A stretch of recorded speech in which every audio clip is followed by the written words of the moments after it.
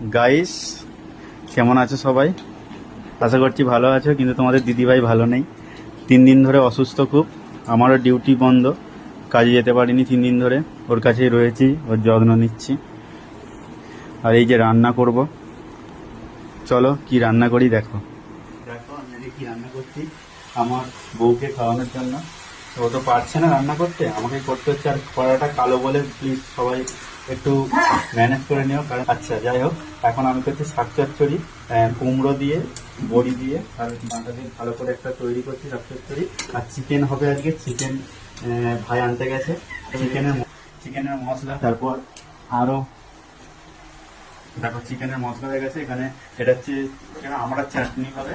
চলো। আর দেখো মিক্সিতে এইমাত্র সর্ষেটাকে গুঁড়িয়ে নিলাম। এইভাবে এটা যে একটা রেসিপি তৈরি হবে। তো ঠিক আছে, কেমন লাগলো কমেন্টে জানিও। আর আমাকে কিছু রেসিপি তোমরা